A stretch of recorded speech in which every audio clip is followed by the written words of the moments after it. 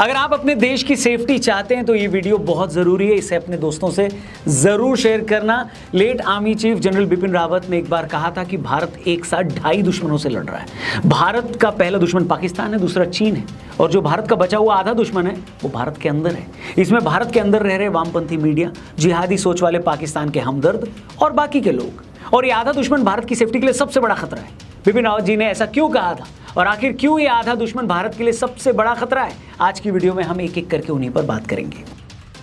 दोस्तों, आपने देखा होगा कि हमारी सिक्योरिटी एजेंसियों ने ज्योति मल्होत्रा नाम के एक ट्रैवल ब्लॉगर को पाकिस्तान के लिए जासूसी करने के इल्जाम में गिरफ्तार किया है। पता लगा है कि इस लड़की का पाकिस्तानी हाई कमीशन में दानिश नाम के एक बंदे से अफेयर था। इतना ही नहीं, दानिश की बीवी ने ही इसे कन्विंस किया कि इस्लाम में 4 शादियों की इजाजत है। खबर यह भी है कि इसने अपना धर्म भी बदल लिया था, लेकिन इसे कहा गया कि अपना नाम ज्योति मल्होत्रा ही रखे। इसने दानिश से शादी की और ये क्लेम भी किया जा रहा है कि ये दोनों साथ घूमने इंडोनेशिया भी गए थे। अब ये बंदी पिछले सालों में 3 बार पाकिस्तान गई। सबसे हैरानी की बात यह है कि पहलगाम हादसे से पहले वहां घूमने गई थी, फिर पाकिस्तान भी गई। कुछ लोग यहां तक क्लेम कर रहे हैं कि ज्योति का पहलगाम जाने से पहले पाकिस्तान जाना और फिर कश्मीर जाने के बाद फिर पाकिस्तान जाना, इसमें भी एक पैटर्न है। आपको जानकर हैरानी होगी, पिछले साल एक ट्विटर यूजर जो ज्योति के चैनल को फॉलो करता होगा, उसने एनआईए को भी ये कहा कि भैया ध्यान दो, इस लड़की को चेक करो, क्योंकि ज्योति के जो वीडियो सामने आ रहे हैं उसमें एक पैटर्न है। वो पाकिस्तान की सॉफ्ट इमेज दुनिया के सामने रख रही है कि ये लोग कितने अच्छे हैं। फिर वो पाकिस्तान में एक हिंदू को भी पकड़ कर ले आती, जो कैमरे के सामने ये बता रहा है कि कैसे पाकिस्तान में हिंदुओं की हालत कितनी अच्छी। वो कश्मीर हादसे के बाद सरकार और आम आदमी पर ब्लेम डालती है कि इन लोगों को भी ध्यान रखना चाहिए था। इसमें गवर्नमेंट की ही नहीं बट हर उस नागरिक की रिस्पॉन्सिबिलिटी है जो घूमने जाता है, जिसको वॉचफुल होना चाहिए। इन सारी बातों का मतलब आप समझ रहे हैं कि कैसे ज्योति को फंसाकर उसका ब्रेन वॉश किया गया, फिर उसे सीक्रेट इंफॉर्मेशन शेयर करवाएगी, फिर उसके चैनल को यूज करके पाकिस्तान की पॉजिटिव इमेज बनाने की कोशिश की गई। और जो लाखों लोग उसका चैनल देख रहे थे, उन्हें तो पता ही नहीं था कि वो एंटरटेनमेंट नहीं देख रहे हैं, बल्कि उसकी आड़ में एक प्रोपेगेंडा देख रहे हैं। वेल, हमने अपने पहले की वीडियोज में भी ये बात कही है कि क्या रीजन है कि सोशल मीडिया इन्फ्लुएंसर्स जिनके लाखों फॉलोअर्स हैं, वो इस टाइम वॉर के टाइम में पाकिस्तान के खिलाफ कोई पोस्ट ही नहीं कर रहे। इसका बड़ा सिंपल रीजन है, भारत में ऐसे कितने कंटेंट क्रिएटर्स हैं जिन्होंने अपना कंटेंट ही एंटी इंडिया स्टैंड को लेकर किया है। इन्हें आप सुनेंगे तो लगेगा कि ये सरकार की बुराई कर रहे हैं, मगर सरकार की बुराई करते करते ये ऐसी बातें भी करते हैं जो देश के खिलाफ होती हैं। अब ये बातें पाकिस्तान में और बांग्लादेश में बैठे लोगों को बड़ी पसंद आती हैं, यही बातें भारत में बैठे एक सेक्शन को भी बहुत पसंद आती हैं। अब आप मैथ समझिए, अब ये जितने लोग भारत और पाकिस्तान और बांग्लादेश में बैठकर इनका कंटेंट पसंद करते हैं, ये इनकी ऑडियंस का 40 से 50% के करीब है। ऐसी ऑडियंस जो इनके पास आई ही इसलिए है क्योंकि इनके वीडियो में या तो ये मोदी की बुराई करते हैं या हर कॉन्फ्लिक्ट में अपने ही देश की गलती निकालते हैं। इसलिए जब भारत पाकिस्तान के बीच वॉर जैसे हालात हुए, तब भी इन लोगों ने पाकिस्तान को कुछ नहीं कहा, क्योंकि इन्हें पता था कि अगर हमने कुछ कहा तो फिर हमारी आधी ऑडियंस भाग जाएगी। और बाकी दुकानदारों की तरह ये कंटेंट क्रिएटर्स भी ऐसा कोई काम नहीं करते जिससे इनका ग्राहक नाराज ना हो जाए। अरे बाप रे, ये तो धोती खोल रहा है। वेल, धोती मैंने नहीं, आनंद रंगनाथन ने खोली है बहुत सारे लोगों की। हमारे साथ एक स्पेशल पॉडकास्ट में इंडिया पाकिस्तान कॉन्फ्लिक्ट का सबसे सॉलिड पॉडकास्ट कल सुबह 8 बजे हम रिलीज करेंगे हमारे टीआरपी चैनल पर। उस चैनल का लिंक डिस्क्रिप्शन में दिया है, सब्सक्राइब जरूर करना। वीडियो में आगे बढ़ते हैं। वेल दोस्तों, मेरा मानना यह है कि चाहे ज्योति मल्होत्रा हो या ऐसे कंटेंट क्रिएटर्स, ये बराबर के कल्प्रिट हैं दोनों लोग। ज्योति या उस जैसे लोग तो डायरेक्ट पाकिस्तान से पैसा लेकर उनके लिए जासूसी कर रहे थे, लेकिन दूसरे तरीके के जो कंटेंट क्रिएटर्स हैं, अगर ऐसा कंटेंट बनाते हैं जिससे पाकिस्तान खुश हो, भारत का नैरेटिव कमजोर होता है और ऐसा वो सिर्फ व्यूज के लिए करते हैं, तो ये भी उसी तरह के दोषी हैं। अब कुछ लोग कहेंगे कि यार एक कंटेंट क्रिएटर से क्या होता है। भाई, एक कंटेंट क्रिएटर की बात नहीं है, जिसके पास 2 लाख का भी ऑडियंस है और ऐसे 1000 क्रिएटर्स अगर भारत में हैं, तो आप समझ सकते हैं नैरेटिव वॉर में भारत कितना पीछे चला गया। अब इनसे एक स्टेप ऊपर चलते हैं। बहुत सारे लोग क्या सवाल पूछ रहे हैं कि हमारे फिल्म स्टार्स ने भी एक भी शब्द नहीं बोला इनके बारे में। मतलब ये कौम इतनी निर्लज है कि जब ऑपरेशन सिंदूर शुरू हुआ तो उसी दिन 26 प्रोड्यूसर्स इस नाम को रजिस्टर करवाने चले गए ऑनलाइन, लेकिन ऑपरेशन सिंदूर के टाइम एक भी बड़े स्टार की जबान नहीं खुली। बताइए क्यों नहीं खुली, वो भी आप जान लीजिए। आपने बहुत सारी फिल्मों में देखा होगा कि जबरदस्ती एक पाकिस्तानी को उसमें बड़ा अच्छा आदमी दिखाकर ठूस दिया जाता है। क्या रीजन है इसका? क्या इन लोगों को पाकिस्तानी से बड़ा प्यार है? बिल्कुल नहीं। सिंपल रीजन है, ये लोग पाकिस्तान को अपने मार्केट के तौर पे देखते हैं। इन्हें लगता है कि अगर हम पाकिस्तानी को अपनी फिल्म में अच्छा दिखाएंगे तो पाकिस्तानी भी खुश होंगे, उनकी फिल्में देखेंगे, उनकी वेब सीरीज देखेंगे, भारत में बैठे उनके हमदर्द हैं वो भी खुश होंगे। इसलिए आज जब वॉर के हालात आए, तब भी इनमें से एक भी स्टार पाकिस्तान के खिलाफ इसलिए नहीं बोला क्योंकि पाकिस्तान इनकी मार्केट है। बॉलीवुड में आज भी अंडरवर्ल्ड का पैसा लगता है, ये सबको पता है, बताने की जरूरत नहीं है। तो इन लोगों को लगा कि ये वॉर वगैरह तो 2-4 दिन में रुक जाएगी, हमें तो सारी जिंदगी धंधा करना, बिजनेस करना है, तो 2 दिन की वॉर के चलते अपने धंधे पर लात क्यों मारी है भैया। मतलब जिस हिंदुस्तान में रहकर आपने नाम कमाया, पैसा कमाया, जब उसी हिंदुस्तान को आपकी आवाज़ की जरूरत थी तब आपकी जबान को लकवा मार गया। किसी ने बड़ी अच्छी बात कही है दोस्तों कि मुसीबत के वक्त आपका चुप रहना भी किसी का पक्ष लेना होता है।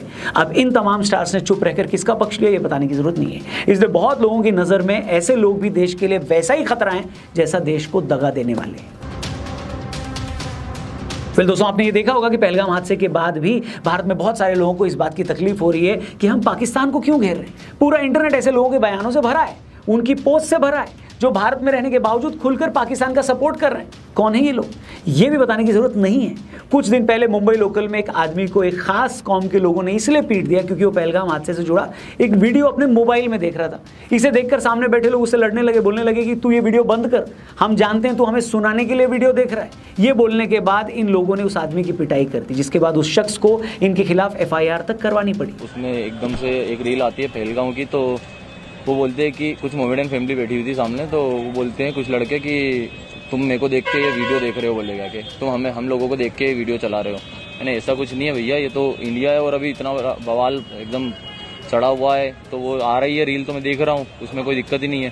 तो बोले अरे देशभक्ति तेरी घर के बाहर दिखाना, ट्रेन के बाहर दिखाना, यहाँ कुछ भी मत दो। और उसके बाद मारपीट करी उन्होंने थोड़ी। 28 वहाँ हुए तो 29वां तेरे को बना देंगे बोले।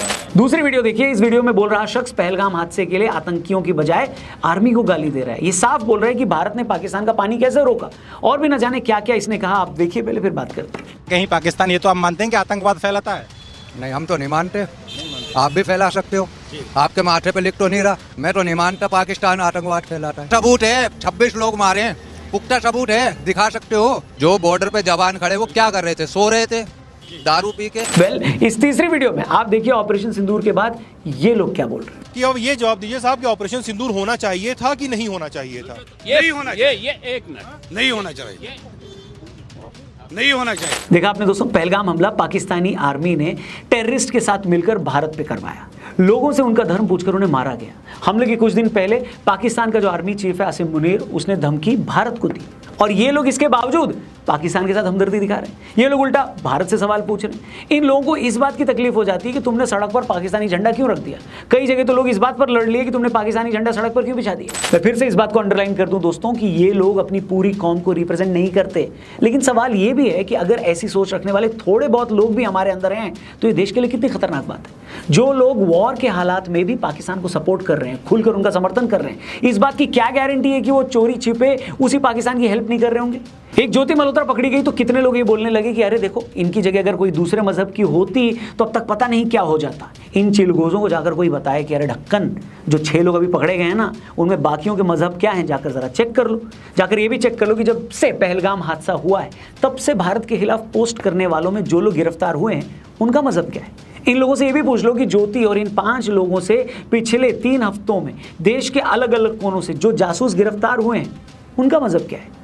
1-2 ज्योति मल्होत्रा के पकड़े जाने से तुम ये एस्टैब्लिश नहीं कर सकते कि जासूसी तो कोई भी कर सकता है, उसका कोई भी धर्म नहीं होता। ऐसी बात नहीं है। ऐसा बोलकर खुद को और देश को मूर्ख बनाना बंद करो। ये सच है कि जासूसी कोई भी कर सकता है, लेकिन सवाल ये कि जासूसी करने वाले का मोटिव और उसकी इंस्पिरेशन क्या है। कोई इंसान हनी ट्रैप होकर जासूस बन जाता है, कोई आदमी पैसे के लालच में जासूस बनता है, और कोई इंसान अपनी जिहादी सोच के चलते जासूस बनता है। अब जितने जासूस इन दिनों पकड़े गए हैं, जाकर उनकी पहचान चेक कर लो, अपने आप समझ में आ जाएगा कि किसका क्या मोटिव था। मैं इन आम जिहादियों की बात क्या करूं, जो बड़े बड़े नेता भी पाक परस्ती वाली बात करते हैं, उनका क्या इलाज है भैया, बताओ जरा। जो महबूबा मुफ्ती कुछ साल पहले तो खुद ये बोल रही थी कि आखिर कब तक पाकिस्तान को पानी देने के चक्कर में हम कश्मीर की जनता के साथ नाइंसाफी करते रहेंगे। आज जब भारत ने पाकिस्तान का पानी रोक दिया है और उमर अब्दुल्ला ये बोल रहे हैं कि इससे कश्मीर को कितना फायदा होगा, तो ये मोहतरमा उन्हीं पर गुस्सा निकाल रही है। अब अचानक इनका पाकिस्तान प्रेम निकल कर सामने आ गया है। इसीलिए मैं कहता हूं कि आप पाकिस्तान को तो हरा दोगे, उस पर्टिकुलर पाकिस्तान की हमने 2 दिन में क्या हालत की पूरी दुनिया ने देख ली, लेकिन आप अपने ही लोगों से कैसे निपटोगे जो पाकिस्तान के प्रति प्यार दिखाने के चक्कर में अपने ही देश के खिलाफ हो जाते हैं। पाकिस्तान से आने वाली मिसाइल से तो हमारा एयर डिफेंस सिस्टम निपट लेगा, लेकिन उन भारतीयों का क्या करें जो पाकिस्तान के खिलाफ लड़ाई रोकने के लिए भारत में सड़कों पर आ रहे हैं। हम पाकिस्तान में घुसकर वहां के आतंकी ठिकानों को तो तबाह कर देंगे, लेकिन उन लोगों से कैसे निपटेंगे जो ये साबित करने में लगे हैं कि नहीं नहीं, पाकिस्तान ने तो भारत के 5 जेट्स गिराए हैं। हम पाकिस्तानी नेताओं के एजेंडे को तो ध्वस्त कर देंगे, मगर अपने उन नेताओं में देशभक्ति कैसे पैदा करेंगे जो अपने ही विदेश मंत्री को नीचा दिखा रहे। मुझे अभी भी याद है जब अमेरिकी राष्ट्रपति बिल क्लिंटन ने भारतीय प्रधानमंत्री से पूछा था कि 26/11 के हमले के बाद भी भारत ने पाकिस्तान पर अटैक क्यों नहीं किया, तो उनका जवाब था अगर हम ऐसा करते तो देश में राष्ट्रवादी राजनीति को हवा मिल जाती। मतलब जिस दुश्मन देश ने आपके 250 लोगों को मार गिराया, उस देश को सबक सिखाने से पहले आप ये सोच रहे हैं कि ऐसा करने से हमारी विपक्षी पार्टी को फायदा तो नहीं हो जाएगा। मतलब सोचिए, अब जिसमें इस सोच के साथ राजनीति भरी होती है वो दुश्मन से कैसे बच पाएगा। और इस सब का फायदा सबसे ज्यादा पता है कौन उठाता है? पाकिस्तान। एक तो पाकिस्तान अपने देश की आवाम से पहले ही झूठ बोलता है, लेकिन जब पाकिस्तान ये देखता है कि उसी तरह का झूठ भारत की ऑपोजिशन की कुछ पार्टियां भी लगातार बोल रही हैं, तो वही झूठ पाकिस्तान वाले अपने चैनलों पर चलाकर बोलते हैं कि देखो देखो देखो, आज जो ये 2 रुपीज इन्फ्लुएंसर्स अपनी जिहादी ऑडियंस को खुश करने के लिए भारत के खिलाफ वीडियोस बना रहे हैं ना, इन्हीं बेशर्मों की वीडियोस चला चलाकर पाकिस्तानी मीडिया अपनी मूर्ख आवाम को यह समझा रही है कि देखो भारत के लोग भी वही बोल रहे हैं जो हम आपको बता रहे थे। ऐसे इन्फ्लुएंसर्स कभी ये समझते नहीं है कि नॉर्मल टाइम में सरकार से सवाल करना एक अलग बात है, करो यार, कौन रोक रहा है, लेकिन जब देश में जंग छिड़ी हो, पूरा इंफॉर्मेशन वॉरफेयर चल रहा हो, तब तो चुप हो जा मेरे भाई। उस वक्त भी अपने दुश्मन से सवाल अगर नहीं पूछ सकता तो कम से कम अपनी सरकार और फौज पर तो सवाल मत उठा। मैं आपसे पूछता हूं, अगर वॉर का टाइम है, आपके दिमाग में सरकार के खिलाफ कोई बात है, आप उस टाइम पे क्या करोगे? ये सोचकर खुश हो जाओगे कि नहीं नहीं मेरे को तो अपनी भड़ास निकालनी है, मैं तो निकालूंगा, या ये सोचकर रुक जाओगे कि यार कहीं मेरी बात का गलत इस्तेमाल हमारा दुश्मन देश ना कर ले? ये जितने लोग आज पाकिस्तान के चैनलों पर छाए हुए हैं ना, ये वही लोग हैं जिन्हें देश की इज्जत से ऊपर अपनी भड़ास लगती है। युद्ध के टाइम भी जो ये सोचते रहे कि हमारी जिहादी ऑडियंस कहीं भाग ना जाए, ये लोग भी उस ढाई दुश्मन का बड़ा हिस्सा है। दोस्तों, पिछले कई सालों से हम वीडियोस बना रहे हैं, कई लोगों ने हम पर ठप्पा लगाने की भी कोशिश की, लेकिन मैं पूरे गर्व और रिस्पॉन्सिबिलिटी के साथ ये बात कह सकता हूं कि हमारे मुंह से इस चैनल पर आज तक एक भी बात ऐसी नहीं निकली है जो इस राष्ट्र के खिलाफ हो, जो इस देश के खिलाफ हो। हमने एक भी बात ऐसी नहीं बोली है जिसे दिखाकर हमारा दुश्मन देश हमारे देश यानी भारत को शर्मिंदा कर सके। एंड में बस यही कहूंगा दोस्तों कि आगे से किसी भी कंटेंट क्रिएटर को अगर पाकिस्तान के गुण गाते देखो, युद्ध के टाइम ये बोलते देखो कि डीएस्केलेट, स्टॉप वॉर, तो समझ जाना कि उसकी प्रॉब्लम क्या है।